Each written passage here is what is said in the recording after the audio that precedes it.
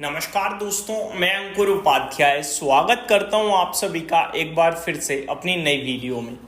दोस्तों, अमेरिका के बाजार में एक बार फिर बड़ी गिरावट आते हुए दिख रही है और फर्क सिर्फ इतना है कि थर्सडे जो अमेरिका गिरा था उसमें केवल डाउ जोन्स गिरा था। बाकी रसेल 2000 जो ब्रॉडर पिक्चर होती है वो 1% ऊपर थी। नैस्डैक इंडेक्स और S&P 500 flat to positive flat to negative थे और डाउ करीब 550 पॉइंट टूट गया था। तब मैंने एक ही चीज बोली कि इससे डरना घबराना नहीं है, क्योंकि ब्रॉडर पिक्चर अमेरिका की ठीक दिख रही है। डाउ जो टूटा है उसके पीछे रीजन ये है, यूनाइटेड हेल्थ केयर का शेयर 22% समथिंग क्रैश हो गया है अपने नंबर्स के बाद, तो उसने प्रेशर बना दिया है और आज आपने भारतीय बाजार में तेजी भी देखी। लेकिन अब जो अमेरिका के बाजार ओपन हुए हैं वहां केवल डाउ या किसी स्टॉक की वजह से गिरावट नहीं है, वहां पूरे के पूरे मार्केट में बड़ी गिरावट है।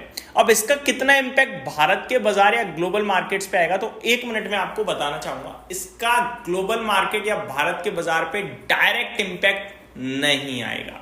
जी हां, यहां ये आपस में लड़ गए हैं जिसकी वजह से अमेरिका टूट रहा है और इसके बारे में भी मैंने आपके साथ पहले डिस्कशन किया हुआ है। मैं आपके साथ अपनी वीडियोस में सारे अजम्पशन शेयर करता रहता हूं, सारी प्रोबेबिलिटीज शेयर करता रहता हूं मार्केट में कि क्या हो सकता है। और उनमें से एक प्रोबेबिलिटी ये भी थी कि ट्रंप साहब और फेड चेयरमैन जेरोम पॉवेल साहब आपस में भिड़ जाएं और इसके बाद अमेरिका के बाजार में गिरावट आ सकती है और वही होता हुआ दिख रहा है। इस चीज को डिटेल में मैं अंकुर उपाध्याय एसएमए वाले चैनल पे थोड़ी देर में वीडियो पोस्ट करके शेयर करूंगा, लेकिन अभी मैं आपको बताना चाहता हूं कि ये आपस की लड़ाई है, आपस की प्रॉब्लम है इनकी, जिसकी वजह से अमेरिका गिर रहा है। इसका इंपैक्ट ग्लोबल मार्केट्स पे उतना नहीं आएगा क्योंकि वो उनकी कंट्री की पर्सनल प्रॉब्लम है, किसी और की प्रॉब्लम नहीं है।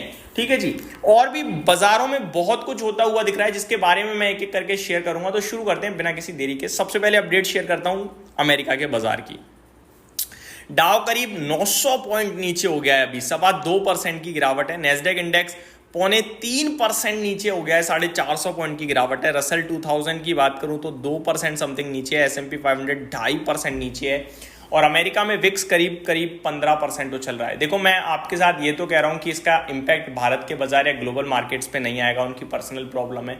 लेकिन यार, ये गिरावट अगर इतनी ज़्यादा बढ़ेगी तो रिटेल इन्वेस्टर कहीं ना कहीं डरेगा और फिर वो सेलिंग क्रिएट करवा देगा और सेलिंग अगर नहीं भी आएगी ना तो बाइंग नहीं आ पाएगी, जिसकी वजह से प्रेशर थोड़ा आ सकता है। तो हम ये जरूर कह सकते हैं प्रॉब्लम उनकी है, दिक्कत उनकी है, हमारे पे इम्पैक्ट नहीं आना चाहिए।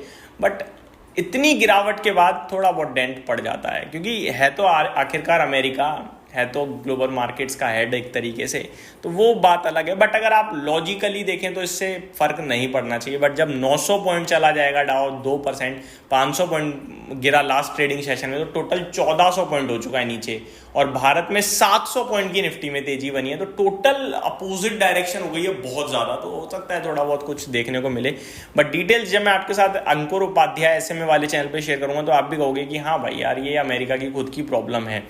यूरोप के बाजार की बात करें तो फिट्सी फ्लैट दिख रहा है। आई थिंक फिट्सी आज बंद है, मेरे को जहाँ तक लगता है, कंफर्म नहीं हूँ मैं, हाँ आई थिंक बंद है फिट्सी। डेक्स की बात करें तो यहाँ पे करीब आपके लिए हल्की फुल्की गिरावट देखने को मिल रही है। आई थिंक मार्केट्स ओपन ही नहीं, आज यहाँ छुट्टी चल रही है आई थिंक किसी रीज़न की वजह से, तो इसको हम कवर नहीं करते हैं, छोड़ देते हैं थोड़ा सा। बात करते हैं दोस्तों निफ्टी की। तो हमारे बाजारों में तो आ गया ब्रेकआउट 23,800 के जब तक ऊपर है तब तक तो मेरे को नहीं लगता डरना घबराना चाहिए इस थर्सडे तक। और अगर बिल्कुल शॉर्ट में बात करें तो भैया 24,125 आ गए हैं हम, 24,000 ले लीजिए राउंड फिगर में। 975 करोगे तो ज़्यादा अच्छा रहेगा, 23,975। ठीक है जी, अब आते हैं थोड़ा सा FIDIs के डेटा पे। फिर 2-3 डेटा और आते हुए दिखे जिनके बारे में आप सभी के साथ अभी बात करूंगा। FIDIs के डेटा की बात करें तो DIIs की बाइंग फिगर आई आज 246 करोड़ की, यानी कि 24,000 के ऊपर ये खरीदने निकले हैं, जिसमें बीते 2-3 दिनों से बेच रहे थे क्योंकि FIIs खरीद रहे थे। इंटरेस्टिंग ये कि FIIs भी बायर हैं, 1970 करोड़ का खरीद कर गए हैं। तो ये तो सोने पे सुहागा हो गया भाई साहब, मजा आ गया। बाकी तो कल पता चलेगा कि क्या हो रहा है क्या नहीं हो रहा है। ठीक है, आगे बात करें दोस्तों कुछ डेटा की, तो आज भारत का कोर ग्रोथ डेटा आया 3.8% पे, फरवरी के मुकाबले 3.4% के सामने 3.8% पे आया। 5 महीने की लगातार ग्रोथ जो रुक रही थी उसका ब्रेकडाउन हुआ है और ग्रोथ आई है इस बार 3.8% की, तो ये अच्छी बात है। वहीं अगर दूसरी तरफ देखें तो बीते 3-4 साल की ये सबसे लोएस्ट ग्रोथ रही है पूरे फाइनेंशियल ईयर में।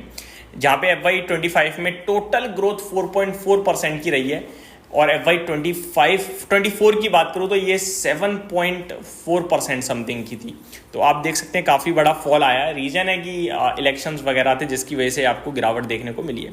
दूसरी खबर आते हुए दिख रही है दोस्तों, भारत सरकार ने स्टील जो इंपोर्ट होती है उस पर सेफगार्ड ड्यूटी 12% की लगा दी है, ताकि चीप क्वालिटी का स्टील भारत में थोड़ा इंपोर्ट ना हो सके, स्पेशली चाइना, साउथ कोरिया और जापान से।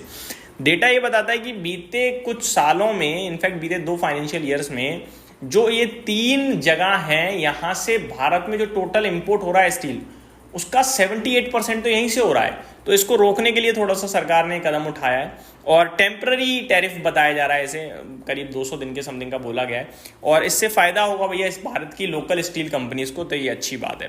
रिजल्ट्स बहुत सारे आए हैं, मैं एक एक करके आपके साथ डिस्कस करता हूँ। पिट्टी इंजीनियरिंग ₹1.5 का डिविडेंड आया है, मार्जिन बढ़ गए हैं, कामकाजी मुनाफा बहुत अच्छा बढ़ा है, नंबर्स ओवरऑल हर फ्रंट पे मेरे को तो बढ़िया लग रहे हैं।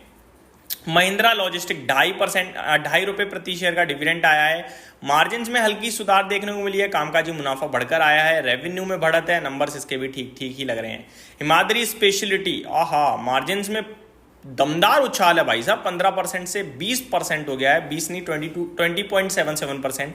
कामकाजी मुनाफा भी आपका बढ़कर आया है, रेवेन्यू गिर गया है, यानी मार्जिन्स बढ़ने के चलते कामकाजी मुनाफा और मुनाफा बढ़ा है, बाकी रेवेन्यू तो घटा है, हल्का घटा है, बट ओवरऑल नंबर पॉजिटिव ही लेना चाहिए। जीएनए एक्सेल्स तो ओपन मार्केट में नंबर आ गए थे, 15% शेयर भी भाग गया, मजेदार नंबर लगे बाजार को।